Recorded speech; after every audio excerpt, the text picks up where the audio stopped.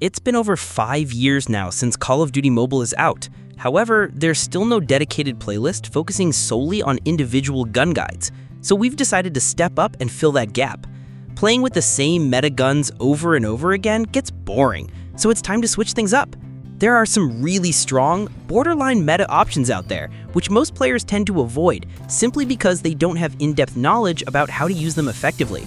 So starting from today, this channel will be focusing on in-depth breakdowns, tips, builds, and class setups for every single weapon in Call of Duty Mobile, hopefully helping you rediscover and dominate with weapons you've probably been sleeping on.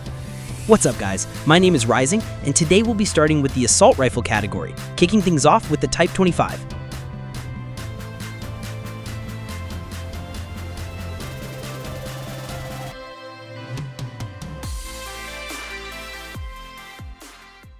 The Type 25, also known as the QBZ-95 in real life, is a 5 to 7 shot kill weapon dealing 24 damage in the initial damage range, which drops all the way down to 16. However, there are some interesting body multipliers which can result in fewer shots to kill in most of the ranges.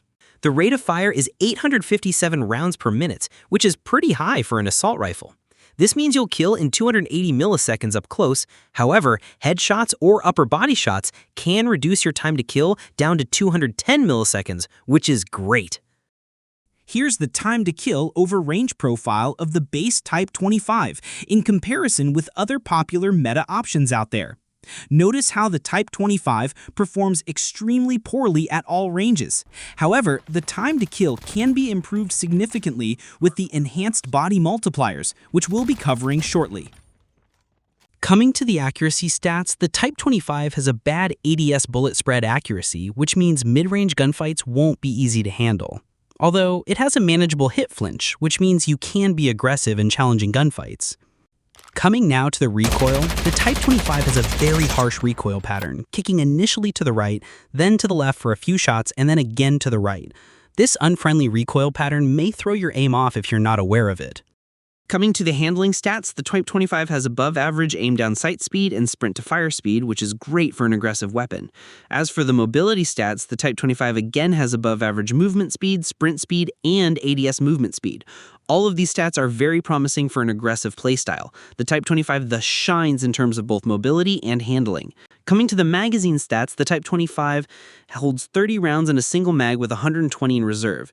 It takes 1.5 seconds for both tactical reload as well as empty reload, which is a little bit on the slower side given the fact that how fast it burns through ammo.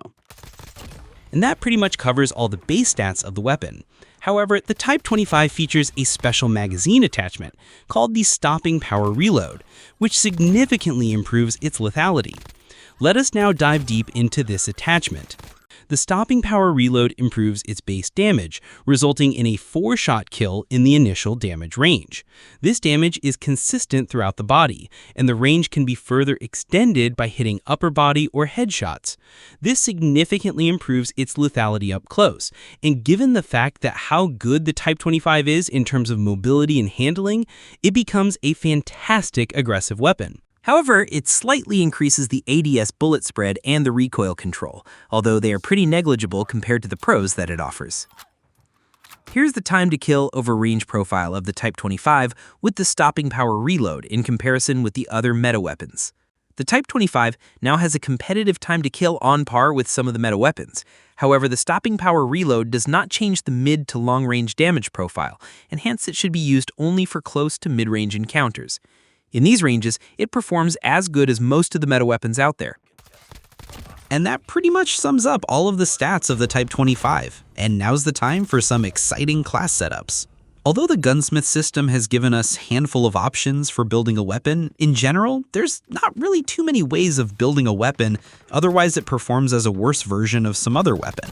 Thus, we must focus on the main strength of a weapon and keep that in mind while building it. The build that we offer comprises of the monolithic suppressor and MIP extended light barrel for improved range, RTC steady stock for improved accuracy and stability, granulated grip tape for further improved accuracy, and the Stopping Power Reload for improved lethality. Here are the build attributes if you want to have a look. We get an amazing 45% range boost, and thus we can extend our 4-shot range much further. The build enhances its close to mid-range potential, enabling a guaranteed 4-shot kill with a competitive 210 millisecond time to kill up to 14.5 meters, which can be extended up to 24.7 meters by landing 2 shots on the torso or the lower arms. Additionally, a 3-shot kill can be achieved in the initial damage range by landing 2 shots to the head and 1 shot anywhere on the body, which is pretty much impractical in most scenarios. As for an example class setup, for respawns we have the machine pistol as our secondary since the gun runs out of ammo real quick. For the lethal equipment, we have a contact grenade, and for the tactical, we have a trophy system for destroying incoming explosives. We have the perk Greed Red as the wild card, allowing us to carry 2 red perks, which we have Dauntless and Flak Jacket in this case, and our other 2 perks being Quick Fix and Hardline. Score streaks and operator skills can be chosen as your preference. For Search and Destroy, almost everything remains pretty much the same, apart from using Dead Silence as the blue perk and a smoke grenade as the tactical for efficient rushing. And with this, that is going to wrap it up for the first episode of our gun guide for Call of Duty Mobile. As for my thoughts on the Type 25, I feel it to be a niche weapon in certain scenarios. However, in most cases, it struggles very hard to keep up in the current meta. Although it has a sweet spot for outclassing most meta weapons in certain ranges, overall it is a mid-tier assault rifle with major drawbacks such as the absurd recoil pattern and a short range. It is recommended to play it as a flex AR and challenge close to mid-range gunfights. And of course, those were just my thoughts on the Type 25. I'd love to hear from you guys what you think of the Type 25, whether it is bad, good, or somewhat mediocre. Just let your thoughts in the comment section below. I'm planning to get it done category by category, so let me know which assault rifle you want me to cover next. Make sure to subscribe and leave a like on this video, and I'll catch you guys in the next one.